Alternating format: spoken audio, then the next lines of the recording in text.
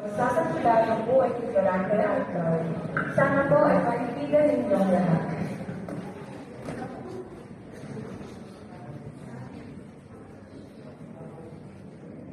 Ay, saan kaya ako makukuha ng Eglabas Santo? Oh, ano ito? Oh, may libro ah. Mukhang magandang libro to. Tingnan kaya natin.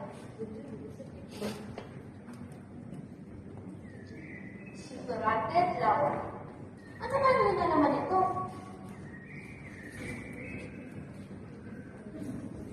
Unang yugto sa isang madilim na gubat. Sa gitna ng malawak na gubat na matatagpuan sa labas ng Kalalaban ay may isang binatang nakigawa sa puno ng higera. Ang gubat ay pinamumugaran ng mabawis na hayop na kalulong siyang mga ibon na daraan yung mga punong kahoy na may masasamang amoy. Ang binatang nakaupo sa higera ay si Ignorante na maihahambing ka ito. Anak siya ng mag-asawang Pumiprinseyo at Prinsesa Florencia na kapag taga-Albania. Si Adolfo na sumaban ang pangagay sa kanyang amanghay. Si Laura naman, na kanyang kasintahan ay inagaw din niya kay Ignorante at pinapatay pa nito ang ama nito na si Harry Prinseo. Diyos ko, bigyan niyo po ako ng katarungan ang kasamahang nangyari sa Albania. Wala ka na makikita mabuti dahil lahat ng nagpapakita ng kabutihan ay may barusan ng kamatayan. Nagdiba na ng kulipitan, rasal, at pagsasamantala sa kapwa. Kaya wala nang magawa ang mga tao.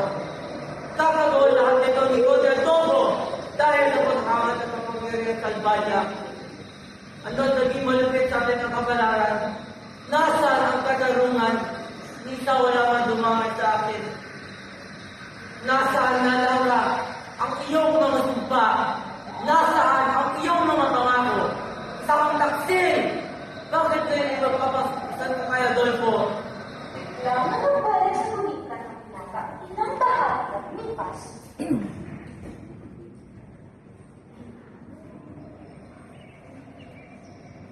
Durante, ang bawat sandaling ikay hindi pa papilit ay katumbas ng marami ka isa. Huwag kang mag-alala ang Laura.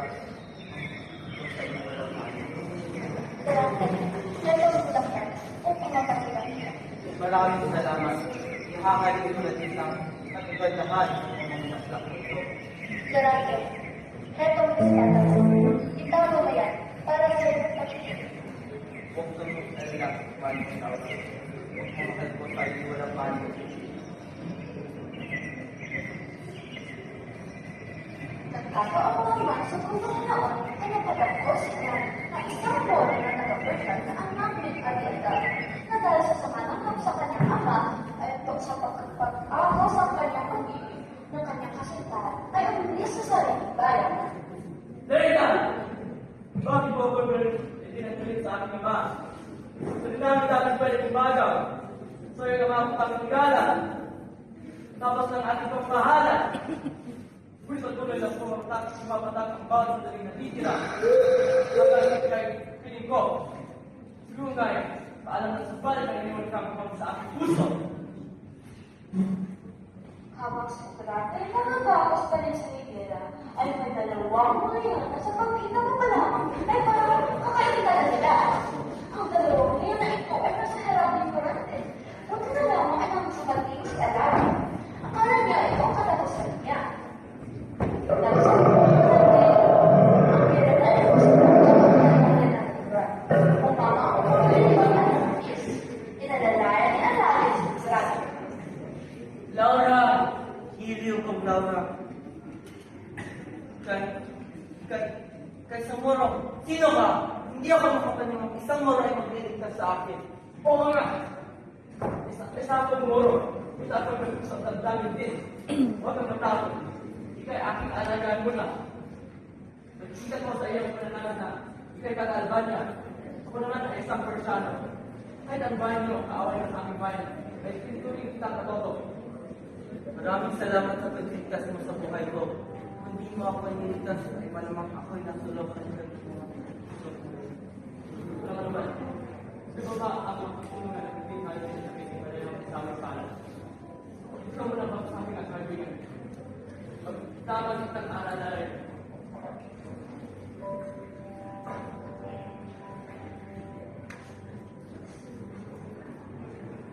Ah,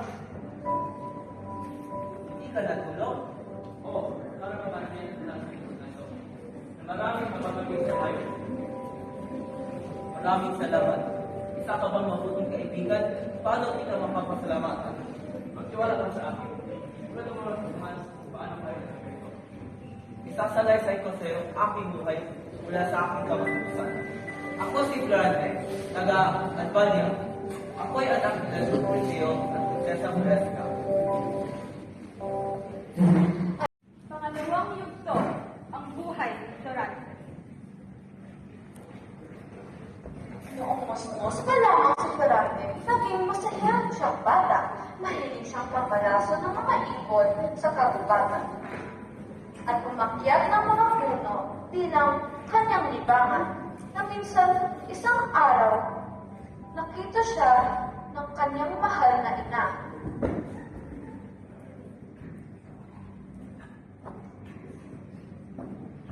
Florante, anak ko! Huwag kang magbahala, aking ina. Bihasa ko sa mga bagay na ito. Madali po. Halika at alalayan mo aking anak. Ako aking prinsesa. Aking anak, mabuti ba sa mabuti kang alalayan? Dali tumakas. Hindi malamang sa pangalan. Halika. Sa paglipas ng panahon, si Florante ay nasa pastong ulan na upang magas ng kanyang karunungan. Napagtanto ang kanyang ama na si Duque Berceo na siya ay pag-aaralin sa Atenas.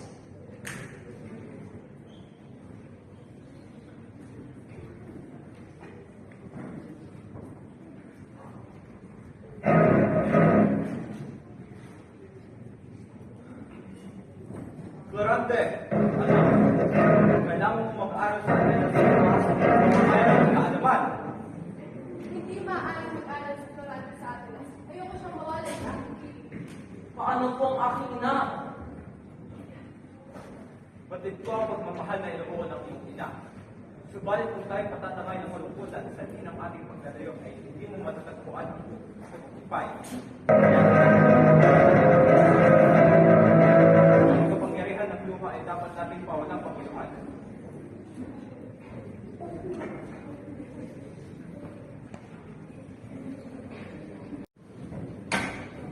Ikatlong yugto, ang Atenas at si Adolfo.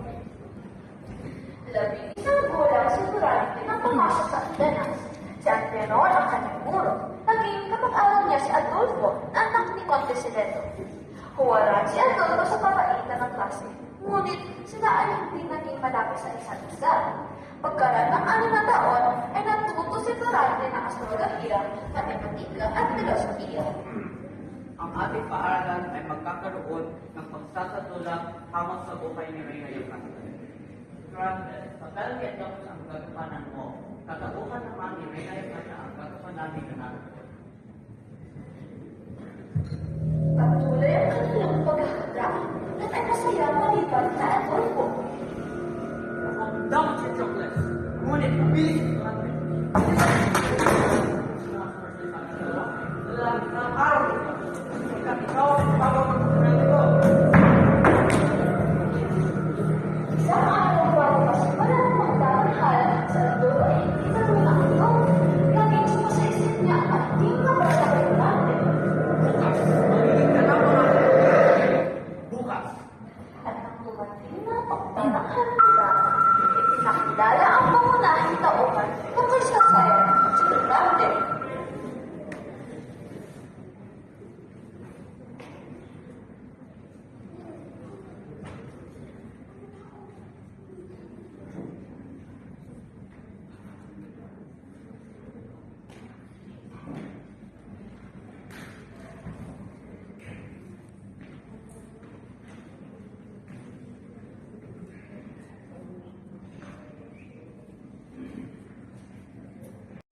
Mabuhay si Florante! Mabuhay! Magsisimulan ang ating lulagay ng ating pumastunal. At sa paligid na ang pagtatanghal, Kung Taburin mo natin at katapusan mo na.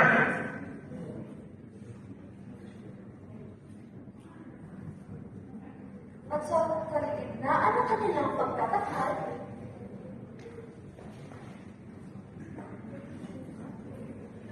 Ikaw ang kumuha ng tabunan ko ay dapat kang mamatay. Mamatay ka! Tawag mo yan!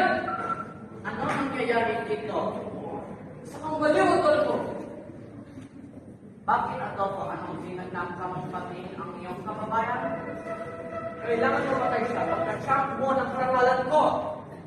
isang alibang lumbukan sa akin!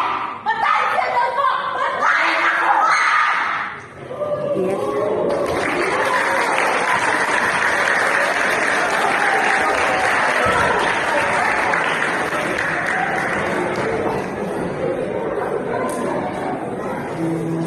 Maalat ko naman ang gagawin natin. Hindi tayo, ay sana pumalamig na magbay. Buksin mo sa iyong isip ang pamilya. Dapat tayo magpasalamat sa nakilang lumika. Ang lahat ay utang lamang sa Diyos. Kung may isang kapag niya, lamang iligtas ka sa pamamahan. Durante, parang ko nang makikita malapit na dumating yung araw na magpapawin. Sa palagay ko, hindi ako makakawin, hindi ka kasama. Sumama naman ako eh. Pagkakulit pa naman ako sa iyong mga kaibigan. Sa puda ang mundo. Abay, siyempre, ipapakilala kita.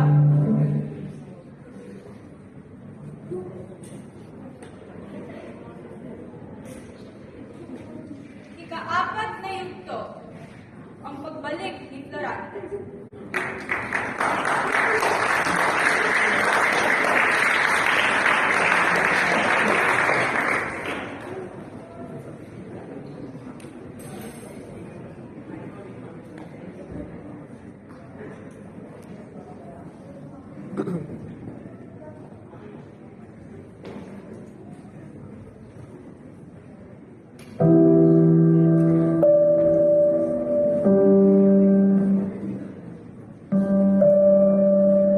Marami po ang aking kamabala.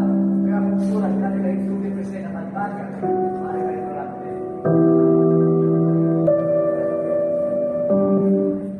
Yan ang katotohanan. Pumanang na ang ina. Hindi ko na ito ipinalam sa iyo noon upang magmasira ko ng pag-aaral.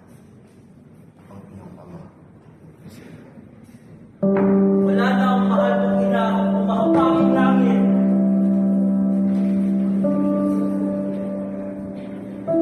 Nagsalwa ang iyong kamabala.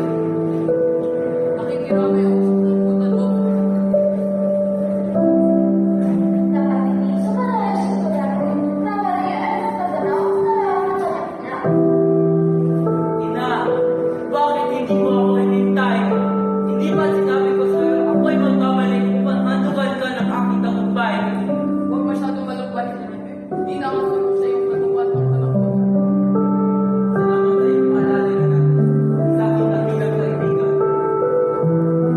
Nakaraan ang 2 buwan, dumating ang ikalawang buwang ihabing tubig ni Seo. Marami sa babalik mo sa Agalia, Pinana. Mayroon kang isang kalaban. Ang ilan na niya mo ay makaingatan mo. At kung ikaw ay susunod hindi, mag-ingat ka pero kung siya ang mapakalaban, lagi mong ingatan ang iyong sandalan. Salamat sa iyong paninda, mahal ng guro. Yang pala si Nano, di ba sasama sa akin? Siya lamang ang aking bahay ang dapat ang pumili. Pinagayantay niya ang tenor na tutulungin siya ng dalawa. Noon din ay pumayag na sumama si Fernando kay Durante. Inang saglit ba ang dumaan?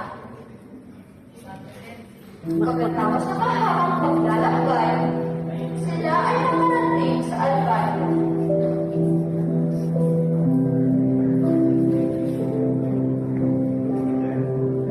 Ano po? Ama, hindi ko akalain na ganito kami ang ating pagkikita muli.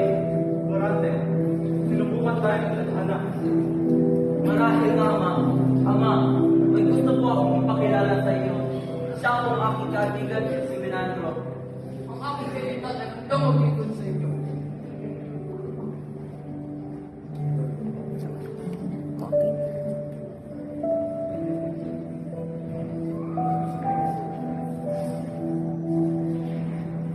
Dr. President, narito po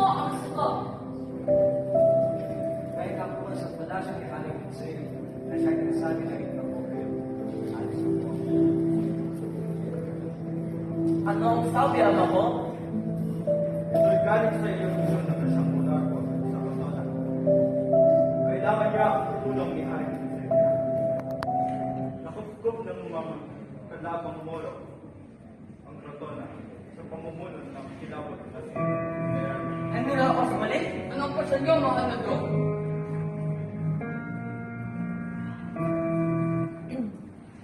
Sandali ang magama. Doon din ay nasadya sila sa palasyo ni Haring Siyon at nang magkaharap sila ay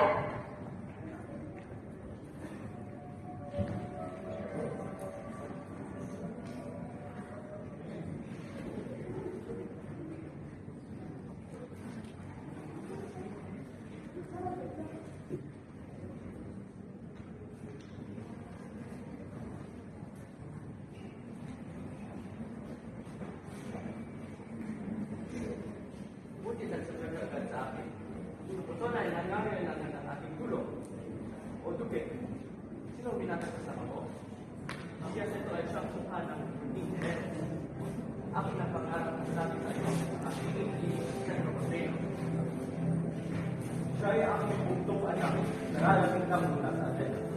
Ignorante, inihahandog sa bakal ng yapahan. Bilang na isang alagad. Haring ko, ako ngayon ay nasa iyong puntos. Buting pagdating, wala yan ay ikaw na nalala mo ang kinaratan ng aking bukbok.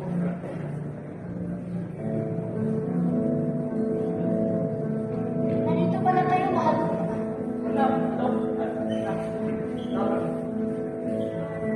Sa kagustuhan na rin ng Haring, ang magandang si Laura na nakaumpok nila sa pag-uusap na iyon, kakaibang damdamin ang nalaman ni Durante.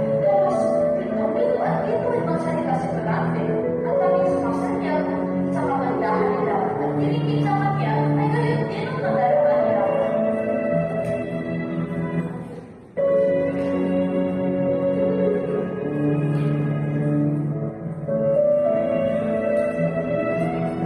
Napakaganda niyo. Ano ba yung nararamdaman ko? Ang ibig na ba ito? Nag-isip na binata, sino kaya siya? Nang nagkakasakan niya ng ulo, umuwi na si Durante. Inimamawi ang panagalang lugar dahil malapit ang digmaan at hindi pa rin siya nagkakatagal ng kanyang pag-ibig sa kanyang pinapalay si Laura. Nang minsan, sadyang makita ang dalawang nag-iibigan ay Anong ibang kato? Parang hindi ako makapaliw. Ako'y nakasamantala. nalalaman ko ang saya ng iyong kalungkutan. Ipinagdulog sa loob Tandaan mo lang yung isang. Hindi yan ang dahilan, Laura. Ang kalungkot at paisang na naman ngayon na nagsimulan na kita'y makilala. Kung gayon, ikinalulungkot ko kung natin pagkakita. Hindi mo ako nauunawaan, Laura. Ang kalungkutan ko ay sa ng aking damdamin na inukul ko sa iyo na hindi ko mapahiyag.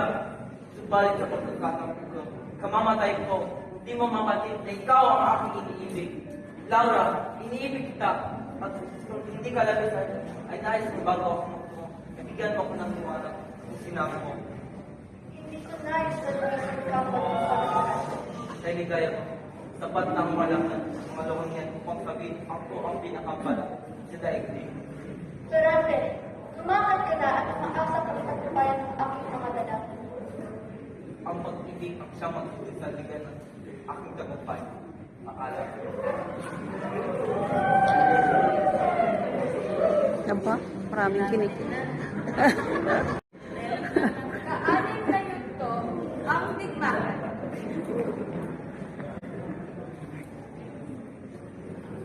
Diyos na mahawakin! Huwag mo pong itulog na mapahamak si Durante. Pagbabalan niyo pa siya ng iyong mapagpalang kamay. Kinabukasan, upang mamaskot na ay handa siya. Ang makawala si Durante kasama ni Menandro ay tumungan na sa Crotona. Yan ang proto na Menandro. Kailangan mo maghanda na tayo. Gawin natin bigla sa dami upang malito ang mga kalaban. At gaya ng kanilang plano, tila limbas at sisilakay si Durante at Menandro. Sa marahas ng pagdarong ni Durante, ang mga Moro ay nagupo at hindi matutuhan ang kahabuin. Nakipaglabang ang lahat ng kamagdapat sa Durante at Boston. Sugod mga kasama! Sugod!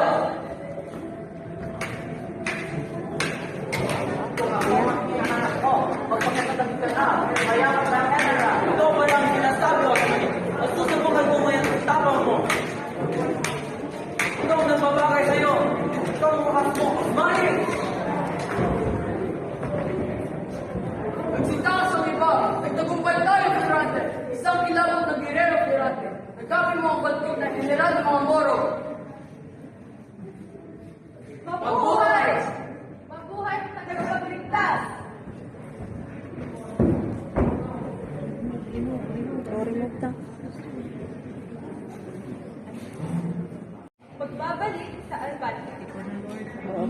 Kapipon. Iniisip ng Florante ang kanyang minamahal na si Laura. Bumalik sila agad sa palasyo, ngunit may unang pansin si Florante. Inato, di ba ako namawalik sa talama? Tignan mo, mga tawag ng mga ay nasa ikasang kalasi ng Albania. Sabi ng mga Moro ng Albania. Pinasok nila kabuntay na sa Corona.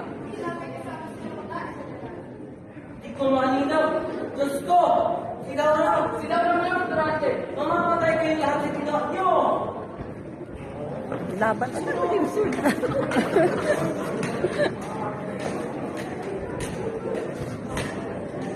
Laura! Aking Laura! Florante!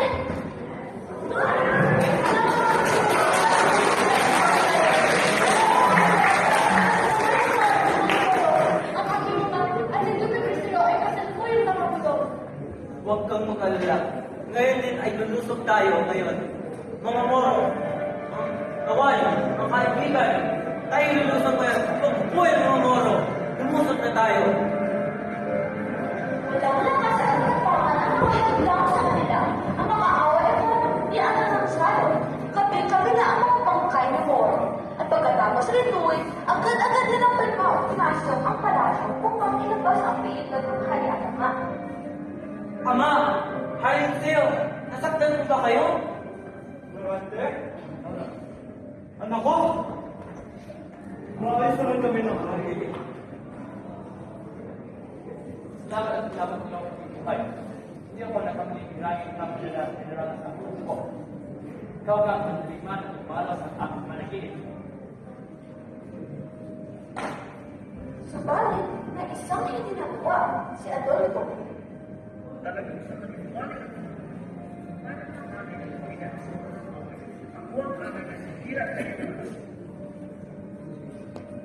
At tagumpay ni Clara ay sinundan pa ng lalong marami ang malaking kapatunan.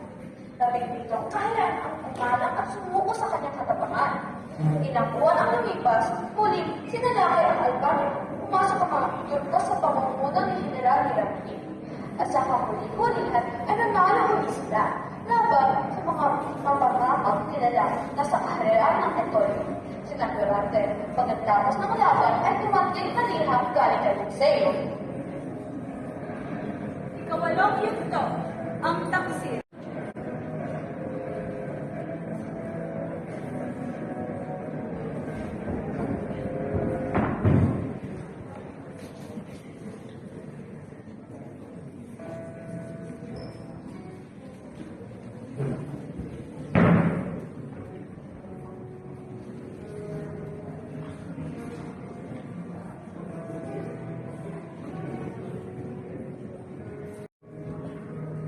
Harinig sa'yo. Narito po.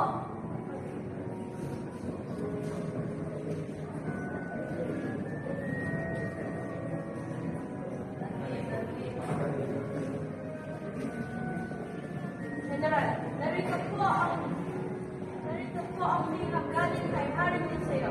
Salamat.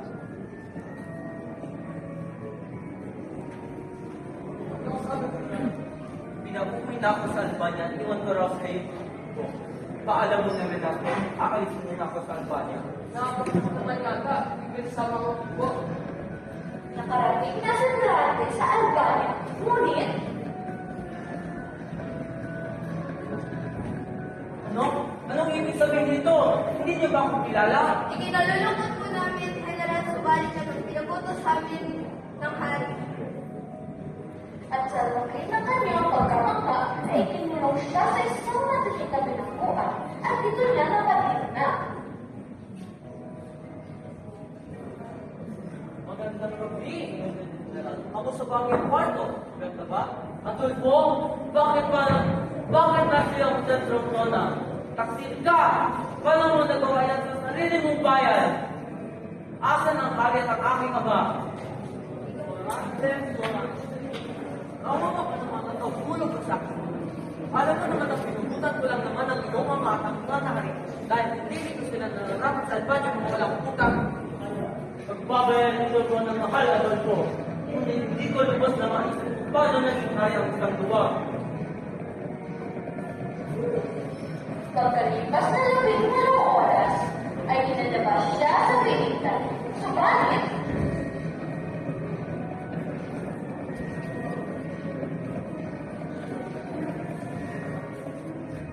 Ano? Saan niyo ko dadalhin? Ikaw ay isang bilanggo at ang hatol sa'yo ay gabos ka sa madilim na gubat. At kailan pa sa nagkaroon ng kapangiling pumatol? Huli ka na, wala ka nang magagawa. At sa palagay ko, ikaw, at sa palagay ko, ito na ang kapusan mo.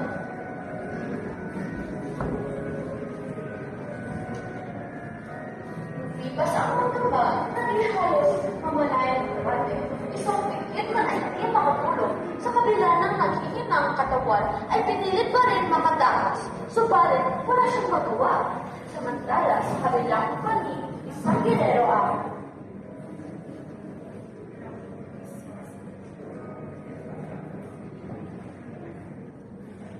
isinalaysay ng Dorante ang kanyang buhay. Wala pagkabata hanggang lumaki. Ang mga nangyari sa kanya at kung paano siya nakapagda sa buwan.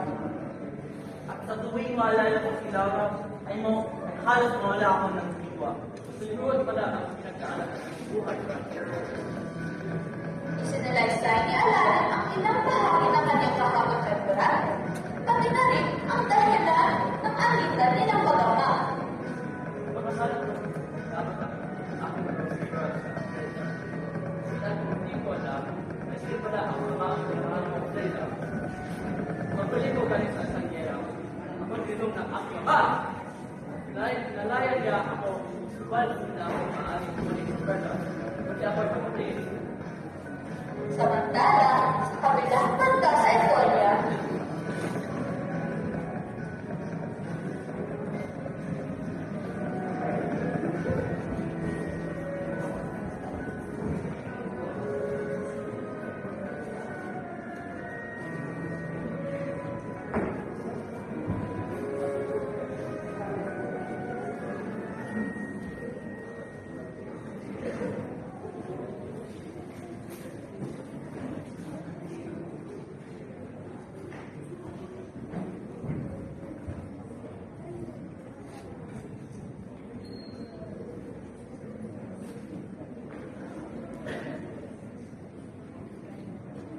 isinalaysay ni Alarin ang ilang bahagi ng kanyang kapag-doktorante, pati na rin ang dahilan ng alitan nilang mag-ama.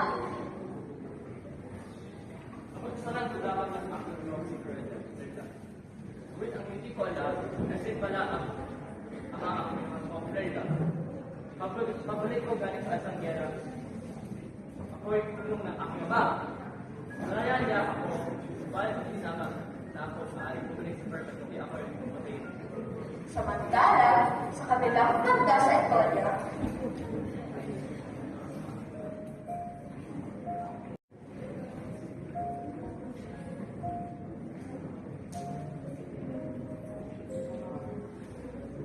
Mukhang nagkasiyahan kayo. May ilang po pero nagpinipinig lang na. Kay Laura, sa mga aking dinala. Magsiyanda na kayo at lulusog na din tayo sa Albania. habang nagkakagulo ang mga tao sa Albania, tumakas si Antonio kasama si Laura. Bitawan mo ko! Malimaw! Magiging akin ka na ngayon. Nilala! Sa kalimaw! Bitawan mo siya!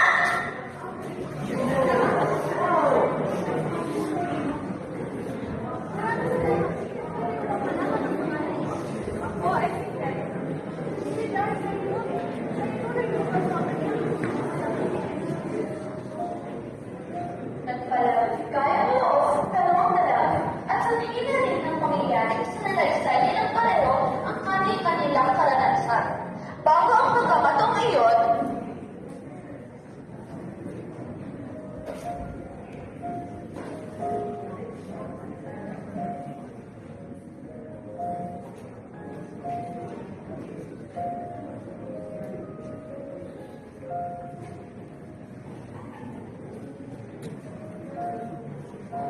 Iyan. Tay, wala ka bang narinig? Oo nga. Yan ang aking pakinggan. Subalit, sadyang hindi ko matapos. Hinais ko pang magpapalagay, pintaan sa hanggang sa maisipan ko ang tumakas, nilagdas ko ang kaparangan at tubundukan hanggang marating ko ang kupatan at isa ka rin palang sa iyo na lalagay ang tunay ng buhay. Teka, iyan si Laura ang narinig ko. Kasama niya ang nagtsapok si Gerda. Laura! Aking Laura! Gerda!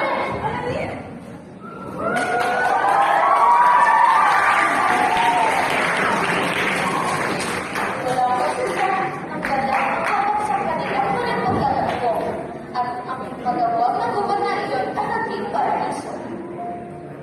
O, Dorante, nilalambugisan ka ay magkalabasan ng Diyos. Gulo? Anong gulo na kataan sa aking Laura? Sa gitna ng pananambalik sa muli nilang makikita, ikinuwento ni Laura ang mga nangyari sa Albania habang siya ay nakipagtigma sa Etolia. Ang hindi nakaligtas samantala sa panagbibiyan. Alagin ang Teka, hindi lang mayarap ng maraming kapala ang tulong na iyon. Oo nga, masusigabugli tayo. at mula sa kanilang pinagsaksihan ay ito ang kanilang nakita.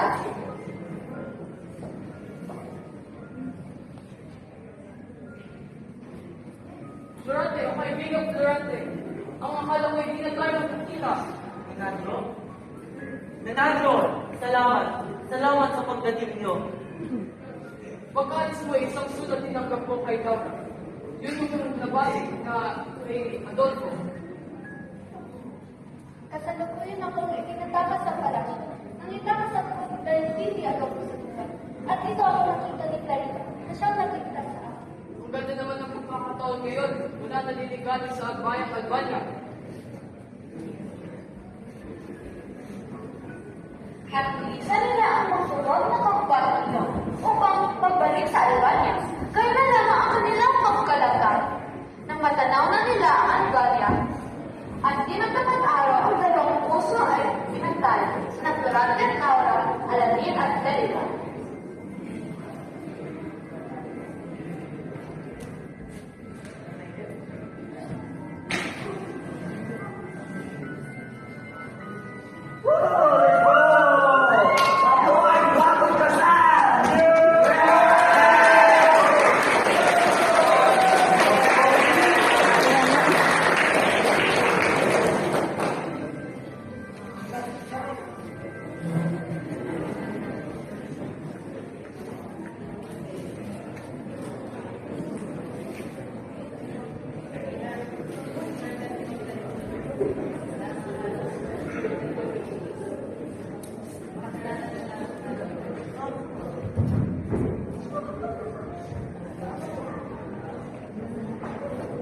Akin.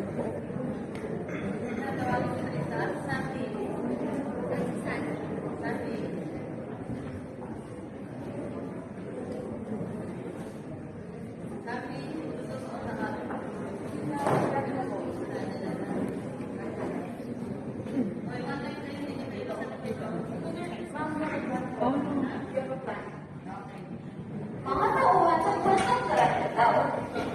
Sa katapuhan ng mga kumalang na bida,